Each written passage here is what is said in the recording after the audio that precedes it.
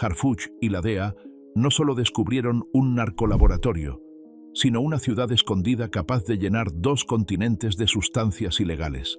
La nueva familia michoacana había construido bajo la montaña una fábrica de muerte más grande que muchas farmacéuticas reales. Sintoniza ahora, porque los documentos encontrados mostraban que políticos y empresarios ayudaban a esconder toda esta red criminal en Europa. El eco en la montaña, que nadie oyó. Desde el principio quedó claro, esto no era una intervención rutinaria. Lo que Harfuch y la DEA encontraron esa madrugada a caballo entre Guerrero y Michoacán no podía compararse a ningún decomiso previo. No era una improvisada cocina perdida entre árboles. Tampoco una cabaña disfrazada de fábrica artesanal. Era un coloso industrial enterrado bajo la montaña, una ciudad oculta de producción química capaz de inundar de veneno 2 continentes enteros. Antes de profundizar, está claro que lo que Harfuch y la DEA descubrieron es mucho más devastador de lo que nadie se atrevió a imaginar. Y esto no será lo último que te sacuda. La estructura no mostraba señales de vida en la superficie.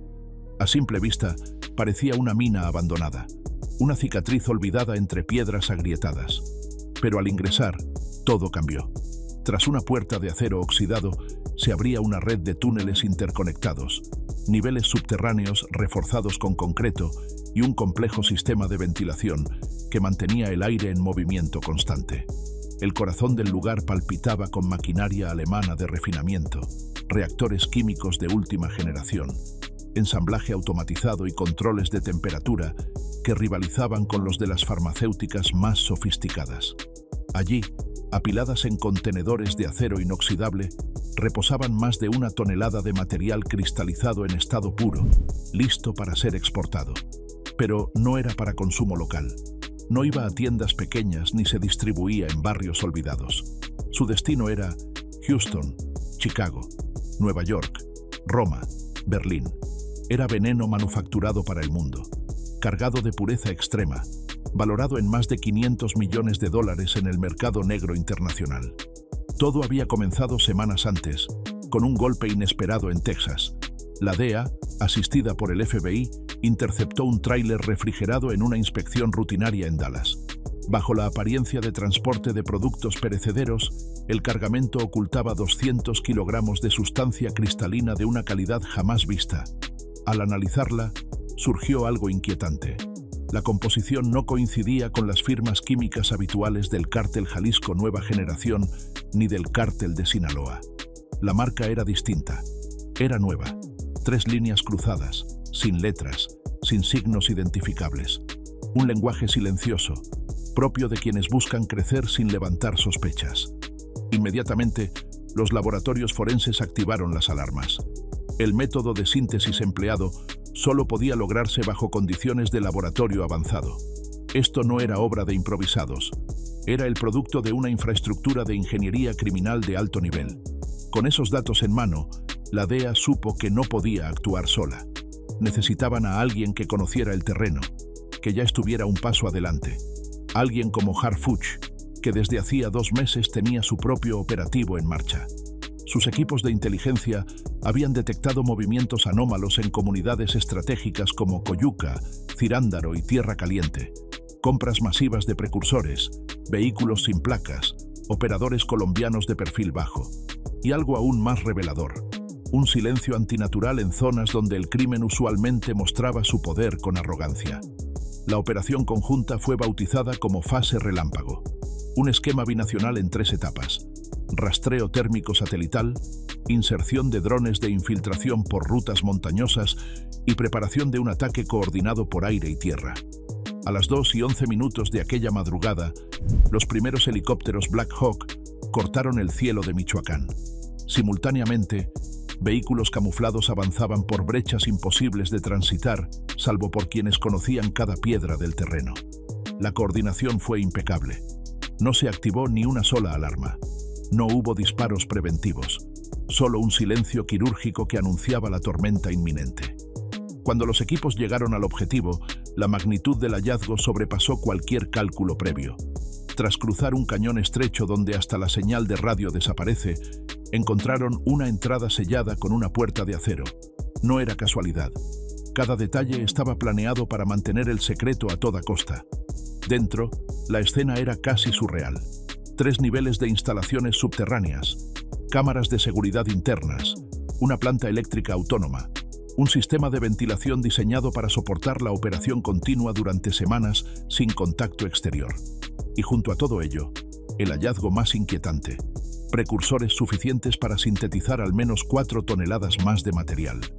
Pero el golpe maestro aún estaba por revelarse, porque entre los recovecos más ocultos del complejo, en cuartos sellados y protegidos con puertas blindadas, se encontraron manuales técnicos, guías impresas en papel grueso, escritas en español, con terminología científica precisa. Explicaban de manera detallada los procedimientos de fabricación de compuestos azules y cristalizados en su forma líquida más pura. Estos documentos no eran simples apuntes improvisados, eran manuales profesionales, protocolos de entrenamiento industrial. Y lo más perturbador: algunos llevaban sellos de universidades mexicanas tachados burdamente con marcador negro. Lo que se estaba desmantelando no era solo un laboratorio, era una universidad clandestina de manufactura criminal, un instituto del horror que había perfeccionado su arte hasta niveles nunca antes vistos en el país. Cuando el químico responsable del sitio, conocido como el ingeniero Nacho, intentó huir por una compuerta de escape camuflada tras una falsa nevera industrial, fue capturado sin ofrecer resistencia. No necesitaba decir su nombre. Sus huellas ya estaban registradas en informes de inteligencia previos. Se trataba del mismo operador que 4 años antes había sido dado por muerto tras un enfrentamiento en la frontera texana. El lado invisible del veneno. Mientras el sol aún no despuntaba sobre los cerros de tierra caliente, la verdadera dimensión del golpe comenzaba a revelarse. Lo encontrado en el laboratorio subterráneo era apenas la fachada más visible. Lo más poderoso, lo que daba vida a toda esa maquinaria oculta, no estaba en las toneladas de cristales incautados, ni en los manuales científicos manchados de grasa. Estaba en las rutas financieras, invisibles a simple vista, pero más letales que cualquier cargamento. Omar García Harfuch lo sabía. Por eso, mientras aseguraban el complejo, mientras drones escaneaban los alrededores en busca de posibles emboscadas, su equipo de inteligencia financiera ya trabajaba en otra operación en paralelo. Porque destruir una instalación sin cortar el flujo de dinero es como cortar una cabeza a una hidra. Pronto brotarían 3 más. El primer hilo surgió de una aparente insignificancia: una factura de mantenimiento eléctrico emitida por un local de refacciones automotrices en Uruapan. Un negocio que, según los registros fiscales, había facturado más de 3 millones de pesos en apenas 3 meses, sin empleados registrados ni movimiento comercial verificable. Un cascarón vacío. Ese pequeño error contable desató un vendaval. Tras cruzar bases de datos bancarias y registros de propiedad, emergió una red de más de 20 empresas fachada distribuidas entre Michoacán, Jalisco, Puebla y Guerrero. Nombres anodinos, domicilios fiscales inexistentes, actividades declaradas que iban desde la producción agrícola hasta la exportación de mezcal artesanal. Pero no había tierras sembradas, ni destilerías, ni producción alguna. Solo papeles diseñados para lavar millones. Cada transacción revisada revelaba el mismo patrón: movimientos internacionales camuflados bajo la apariencia de comercio rural, insumos agrícolas que nunca existieron, mezcal que jamás tocó una barrica, exportaciones de aguacate sin un solo fruto empaquetado. La tormenta crecía. Siguiendo la pista de la maquinaria de refinamiento encontrada en el narcolaboratorio, la investigación expuso pagos realizados a través de cuentas bancarias en Andorra y Malta, fondos triangulados mediante una firma de consultoría ecológica asentada en España, cuyo historial ya había levantado sospechas en investigaciones anteriores por su conexión con redes colombianas de lavado de capitales. No se trataba de operaciones improvisadas, era ingeniería financiera criminal a gran escala. La nueva familia michoacana había trascendido su rol de productor local para convertirse en un actor silencioso en el mercado negro global, replicando los mismos esquemas utilizados por cárteles históricos como el del Golfo. Solo que ahora el plan era más ambicioso: penetrar Europa. La estrategia era brutal en su eficacia. No buscaban notoriedad, buscaban permanencia.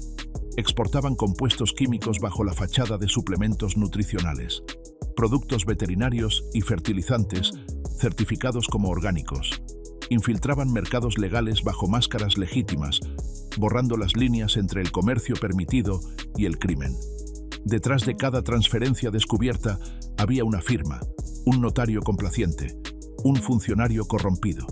La expansión no era solamente financiera, era diplomática. En algunos casos, se utilizaron pasaportes sellados en consulados de Centroamérica para facilitar la movilidad de operadores clave. Firmaban contratos con fundaciones falsas registradas en Barcelona, Madrid y Lisboa, abriendo las puertas de Europa a su mercancía mortal. Pero el descubrimiento más perturbador aún estaba por llegar, porque entre las transferencias, entre las actas notariales y los contratos fraudulentos, emergió la sombra de quienes, desde dentro del propio Estado mexicano, garantizaban que todo siguiera funcionando sin obstáculos. Un informe cruzado de la Unidad de Inteligencia Financiera, filtrado en exclusiva al equipo de Harfuch, puso nombre a la traición. Al menos 2 presidentes municipales de Tierra Caliente y un exfuncionario estatal de alto rango habían recibido sobornos multimillonarios para garantizar el silencio. No era solo protección, era complicidad institucional. A cambio de efectivo, vehículos blindados y propiedades en la costa de Colima, estos funcionarios no solo miraban hacia otro lado, intervenían activamente. Movían operativos de la policía estatal para simular cateos falsos. Inventaban enfrentamientos ficticios. Manipulaban reportes oficiales. Todo con un objetivo: mantener intacta la maquinaria clandestina de producción que ahora ardía bajo el asalto de Harfuch. La estructura no era criminal, era política. Era un estado paralelo levantado con billetes manchados de veneno. Un andamiaje invisible que sostenía no solo la operación de la nueva familia michoacana, sino su proyecto de expansión internacional. Con cada cuenta congelada, con cada fachada desmontada, el golpe se hacía más profundo. Ya no era un laboratorio perdido en la montaña. Era la primera grieta real en el imperio financiero que durante años había financiado la corrupción, la violencia y la impunidad. Y la peor parte para los responsables no era que los descubrieran. Era que esta vez, quien estaba al mando no buscaba un espectáculo mediático. La fábrica de sombras.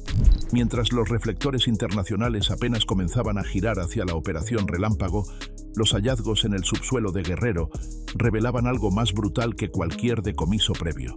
Aquella estructura no era solo un narcolaboratorio, era una planta de guerra. Un complejo industrial diseñado para producir veneno a escala transcontinental, con eficiencia quirúrgica, utilizando tecnología que ni siquiera muchas farmacéuticas legales podían permitirse. La maquinaria incautada, procedente de Alemania y Suiza, no era vieja ni reacondicionada. Cada reactor químico, cada sistema de refinamiento, cada línea de ensamblaje había sido importada legalmente bajo pretextos de laboratorios agrícolas y producción veterinaria. La fachada era tan impecable que los contenedores de piezas llegaron a México sin levantar una sola sospecha aduanal. Dentro del complejo, cada centímetro estaba optimizado para una sola función: maximizar la producción con el mínimo riesgo. La ventilación forzada mantenía las partículas químicas bajo control. Las cámaras de seguridad internas monitoreaban cada etapa del proceso. La planta eléctrica autónoma garantizaba operaciones continuas incluso ante cortes deliberados del suministro exterior. Pero lo verdaderamente aterrador no era la infraestructura, era el conocimiento aplicado, porque los manuales técnicos hallados en los niveles más profundos no solo detallaban métodos de producción, enseñaban, instruían, formaban una nueva generación de operadores químicos capaces de replicar la fórmula en cualquier parte del mundo. Cada carpeta contenía fórmulas, procedimientos de purificación, protocolos de seguridad industrial, documentos redactados con precisión científica, impresos en papel de alta resistencia, sellados con marcas de universidades mexicanas que habían sido tachadas con torpeza, como si la vergüenza fuera imposible de ocultar. No se trataba simplemente de manufacturar un producto.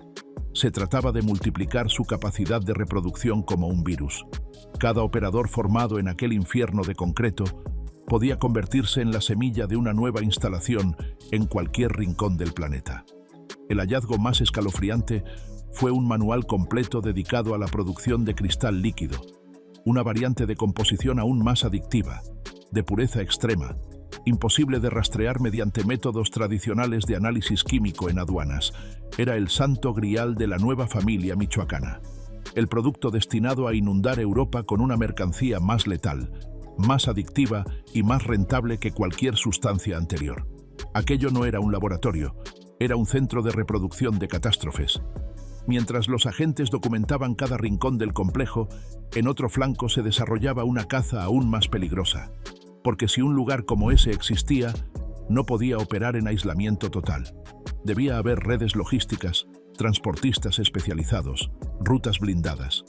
Y fue precisamente a través de los documentos de exportación de maquinaria incautada que Harfuch detectó el siguiente eslabón de la cadena: transferencias electrónicas ejecutadas desde una firma de consultoría ecológica ubicada en España. Detrás de esa fachada se ocultaba un nombre que, hasta entonces, había pasado desapercibido: Álvaro Ferrer y Lon, un empresario catalán con vínculos en el sector de logística marítima, dueño de varias compañías de importación y exportación en Barcelona, Palma de Mallorca y Lisboa. Ferrer no era un improvisado. Durante más de una década había perfeccionado el arte de camuflar mercancías ilícitas dentro de cargamentos agrícolas legales. Fertilizantes, suplementos veterinarios, productos nutricionales. Todo legal, todo certificado, todo falso. Era el arquitecto silencioso de la expansión europea de la nueva familia michoacana. El cerebro financiero que tejía la red de veneno mientras el mundo dormía convencido de que los cárteles seguían atrapados en las montañas mexicanas. Con la caída del laboratorio, Ferrer sabía que su tiempo se agotaba. Cerró oficinas, desconectó líneas telefónicas, se trasladó a Portugal bajo un pasaporte diplomático proporcionado por contactos en una embajada africana. Creía que podría desaparecer, como tantos otros antes que él. Pero Ferrer no contaba con un enemigo que no descansaba. Harfuch había activado una operación encubierta binacional con la DEA y Europol. Durante días, rastrearon cada movimiento, cada transacción, cada encuentro. Hasta que el 18 de abril, mientras Ferrer tomaba café en una terraza de Lisboa, creyéndose a salvo, fue rodeado por un círculo perfecto de agentes encubiertos. No hubo disparos, no hubo persecución. Solo una mano que le indicó que se levantara. Y así, sin resistencia, cayó el arquitecto de la red financiera del veneno. Pero lo que llevaba consigo valía más que cualquier confesión. En su computadora portátil, asegurada en el momento de la detención, encontraron la joya de la corona: una lista completa de contactos internacionales. Navieras, agentes aduanales, puertos clave en Valencia y Rotterdam, políticos locales comprados, empresas fachada en Cataluña y Madrid. Cada nombre, cada número de cuenta, cada dirección. El mapa completo de la expansión silenciosa que había comenzado en la Sierra Madre y pretendía devorar Europa. Con la caída de Ferrer, la estructura invisible que sostenía el imperio comenzó a desmoronarse, y lo que venía después sería aún más devastador, porque Harfuch no había venido solo a desmantelar un laboratorio. Había venido a arrancar de raíz toda la telaraña que, hasta ese momento, había operado con absoluta impunidad. Del laboratorio a los pasillos del poder. Con Ferrer bajo custodia, los engranajes ocultos comenzaron a crujir. Lo que en un principio parecía una operación de manufactura clandestina, se reveló como un proyecto de colonización criminal a escala continental. Europa no era solo un mercado, era el nuevo frente de expansión. Y España, con sus puertos, sus leyes comerciales flexibles y su infraestructura marítima, era el campo de batalla elegido. El análisis de la información incautada dejó claro que la red no solo movía mercancía química, penetraba las estructuras del poder, contratos firmados con fundaciones ecológicas falsas, certificados de importación de suplementos aprobados por oficinas aduanales sin inspecciones físicas, pagos discretos a funcionarios portuarios. Todo estaba documentado en la lista encontrada en el ordenador de Ferrer. En solo 4 años, la nueva familia michoacana había logrado lo que otros tardaron décadas: establecer rutas permanentes hacia Valencia, Bilbao y Rotterdam, cargas legales, documentación en regla. Cada embarque atravesaba los controles europeos con la misma facilidad con la que un aguacate cruza de Michoacán a Texas. Pero la operación era aún más ambiciosa. En los correos interceptados se encontraron rastros de negociaciones con empresas de transporte en Hamburgo, Marsella y Génova. El plan era expandir el alcance hasta cubrir el norte de África mediante exportaciones disfrazadas de productos agrícolas. Cada paso estaba planeado, cada funcionario comprado, cada ruta bendecida por la corrupción. El golpe de Harfuch no solo desmantelaba un narcolaboratorio, revelaba una conspiración transcontinental, una red capaz de competir en sofisticación con las mafias más antiguas del planeta. Las implicaciones fueron inmediatas.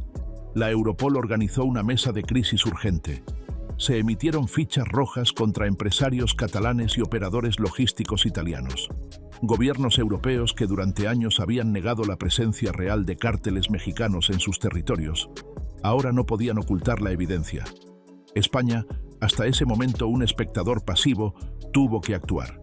En cuestión de horas, se congelaron cuentas bancarias asociadas a Ferrer y sus empresas fachada. Se ordenaron cateos simultáneos en oficinas en Barcelona, Madrid y Valencia. Se interceptaron contenedores que ya navegaban rumbo a Marsella y Hamburgo.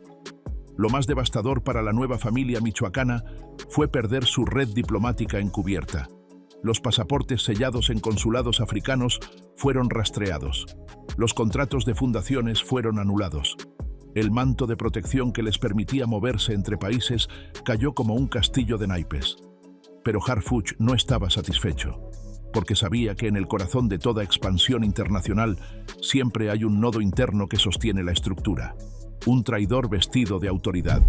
El cruce de información entre la DEA, la UIF y el equipo de Harfuch reveló la existencia de transferencias electrónicas entre las fundaciones de Ferrer y una asociación civil registrada en Michoacán. La fachada era filantrópica, apoyo a comunidades rurales para combatir adicciones. La realidad era otra. Más de 4 millones de euros triangulados para financiar infraestructura criminal. El presidente de esa asociación civil era un exgobernador de Michoacán, en funciones durante el auge de la nueva familia michoacana. Documentos físicos encontrados en el laboratorio subterráneo confirmaron su participación. Contratos firmados, correos impresos, memorias USB con comunicaciones directas con operadores del cártel. La pieza final encajó con brutal claridad. Mientras Harfuch cazaba laboratorios en las montañas, las estructuras del poder político alimentaban desde sus despachos la expansión del veneno. No era solo complicidad, era copropiedad. La respuesta de Harfuch fue inmediata, sin filtraciones a prensa, sin ruedas de prensa triunfalistas, citación directa para comparecencia prioritaria ante la Fiscalía General. El exgobernador, como era previsible, filtró a medios la narrativa de una persecución política, la vieja estrategia de victimización pública. Pero esta vez, los documentos eran demasiado sólidos, demasiado explícitos. Firmas, transferencias, registros de reuniones, correos, todo lo necesario para derribar la muralla de impunidad construida durante años. La reacción del cártel fue igual de desesperada. Apenas trascendió la noticia de la implicación del exgobernador, comenzaron a circular mensajes de advertencia en grupos encriptados de Tierra Caliente. Si se cerraban las rutas europeas, abrirían la violencia en casa. La amenaza se materializó en cuestión de horas. En 3 municipios de Guerrero aparecieron mantas con amenazas directas. Exigían la liberación del ingeniero Nacho. Amenazaban con exponer a más políticos, a más funcionarios. El miedo cambiaba de bando. Harfuch no se dejó intimidar.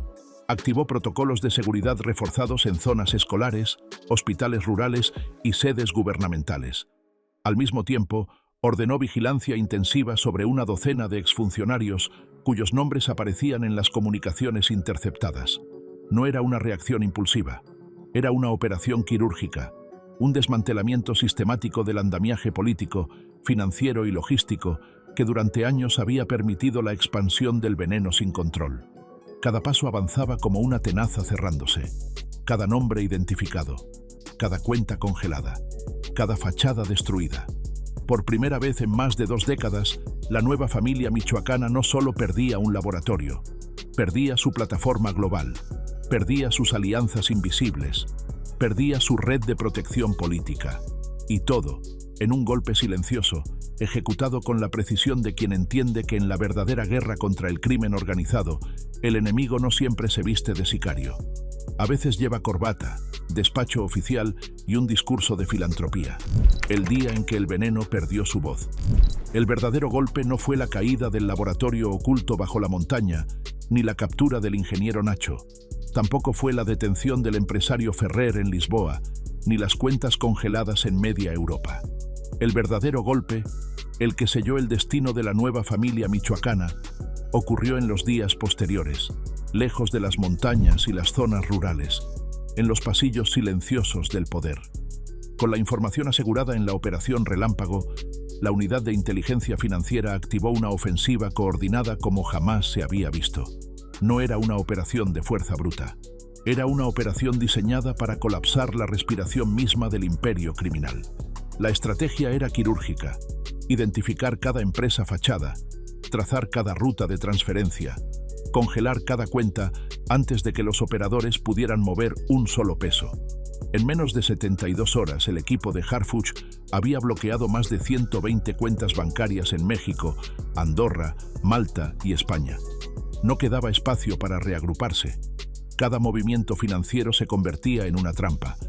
Pero el verdadero salto ocurrió cuando las investigaciones cruzadas revelaron algo que ningún analista había previsto. Ferrer no solo operaba para la nueva familia michoacana. Había extendido su red de contactos para colaborar con células emergentes del Cártel del Noreste, el CJNG, y estructuras residuales de la vieja guardia de los Zetas. Era un broker criminal, no un subordinado, sino un proveedor de rutas y logística a cualquier estructura dispuesta a pagar el precio. El hallazgo obligó a reconfigurar toda la estrategia de contención. La amenaza no era un cártel aislado, era una federación informal de intereses criminales, usando Europa como base de operaciones limpia para financiar guerras en América Latina. La caída de Ferrer desató pánico. Desde los puertos de Valencia hasta las zonas francas de Marsella, operadores comenzaron a abandonar oficinas, a desaparecer documentos, a desconectar números satelitales. Sabían que la red había sido expuesta hasta los cimientos. Interpol, presionada por la evidencia presentada por la DEA y el equipo de Harfuch, lanzó operativos simultáneos en 7 países, 56 órdenes de captura, 9 cateos en puertos, 4 intervenciones en sedes de empresas fachada. No era un escándalo local, era un terremoto que sacudía la idea misma de seguridad en el comercio internacional. En México, la ofensiva no se detuvo. La Fiscalía General, armada con los contratos y las transferencias incautadas en el laboratorio de Guerrero, activó procesos judiciales contra el exgobernador involucrado y sus operadores financieros. Citaciones, órdenes de cateo, bloqueos de bienes inmuebles. Cada fachada caía como piezas de dominó. Pero lo que verdaderamente paralizó a la nueva familia michoacana fue la operación silenciosa que Harfuch había preparado desde mucho antes: el congelamiento sistemático de toda su red logística. El 19 de abril, a primera hora, se ejecutaron embargos simultáneos contra empresas de transporte en Michoacán, Jalisco y Puebla, camiones incautados, bodegas intervenidas, rutas rurales selladas. Cada corredor que antes transportaba cargamentos camuflados ahora era un campo de emboscadas legales. Sin rutas, sin dinero, sin protección política, la organización quedó expuesta como nunca antes. Mientras la presión aumentaba, la reacción no tardó. Células armadas intentaron generar caos en municipios de Guerrero y Michoacán, bloqueos carreteros, amenazas contra alcaldes, mensajes cifrados enviados a medios locales exigiendo treguas que no fueron respondidas. Harfuch no cayó en provocaciones. Sabía que la violencia era una señal de desesperación, no de fuerza. En vez de responder con fuerza visible, reforzó el control del flujo de información, blindó las zonas escolares y hospitalarias y extendió la cobertura de inteligencia táctica sobre posibles nuevos focos de resistencia. El 21 de abril, el segundo golpe estratégico fue ejecutado: el aseguramiento de propiedades inmobiliarias adquiridas con fondos ilícitos. 34 bienes en total, desde ranchos de lujo en Tierra Caliente hasta condominios frente al mar en Colima. Cada propiedad representaba un centro de operaciones, un refugio, un punto de encuentro. Al arrebatarlos, Harfuch no solo cortaba líneas de financiación, eliminaba espacios de reorganización. La reacción en Europa no fue menor. Tras la caída de Ferrer, la presión sobre los gobiernos locales aumentó. España convocó sesiones de emergencia. Francia y Alemania exigieron reforzar los controles aduanales. Italia activó auditorías masivas sobre empresas de importación de productos agrícolas provenientes de América Latina. Por primera vez, la expansión criminal mexicana era tratada como una amenaza estructural a la seguridad europea, y todo había comenzado con un laboratorio perdido en las montañas de Guerrero. Sin flujo de efectivo, sin líneas de transporte, sin respaldo político, la nueva familia michoacana empezó a fracturarse internamente. Las células menores comenzaron a buscar pactos de supervivencia. Algunos operadores de bajo nivel se entregaron a las autoridades, otros desaparecieron de los territorios controlados. Lo que había sido un imperio emergente se convertía ahora en un cadáver burocrático, asfixiado lentamente sin necesidad de disparar una sola bala. Harfuch no celebró. Sabía que la verdadera victoria no era mediática, era estructural. Mientras los medios aún relataban la espectacularidad del operativo Relámpago, su equipo analizaba los discos duros confiscados en el laboratorio, cruzando información con registros aduanales en México, España y Países Bajos. Cada dato revelaba nuevas conexiones. Cada conexión traía consigo nuevos nombres, y cada nombre implicaba una nueva operación quirúrgica en preparación. Lo más explosivo aún estaba en los documentos encontrados en Lisboa. Un memorándum firmado por un asesor de logística europeo revelaba intentos de penetrar puertos africanos en Marruecos, Senegal y Angola. La estrategia criminal era global, pero ahora estaba bajo ataque sistemático. La caída del laboratorio no fue un final, fue el principio de un desmantelamiento continental. Y todo gracias a una operación que había entendido que el crimen organizado moderno no se combate con espectáculos armados ni declaraciones de guerra vacías. Se combate donde duele, en el dinero, en las rutas, en las alianzas invisibles. Hoy, mientras Europa revisa sus protocolos aduanales y México expone la corrupción que alimentaba al crimen organizado, queda claro que el golpe ejecutado por Harfuch no solo destruyó un centro clandestino de manufactura, asfixió un imperio antes de que pudiera consolidarse. Lo hizo sin buscar cámaras, sin alimentar egos, sin ofrecer treguas. Lo hizo entendiendo que en esta guerra la verdadera arma no es el fuego, es la paciencia estratégica. Es el bisturí que corta en silencio mientras todos miran hacia otro lado. Y lo más aterrador para quienes aún sostienen estas redes en las sombras es saber que quien los enfrenta no solo entiende el juego, lo está reescribiendo. ¿Fue realmente solo un laboratorio desmantelado? ¿O acabamos de presenciar la caída de una red internacional que gobiernos enteros prefieren ocultar? Cuéntanos tu opinión y no olvides suscribirte para más.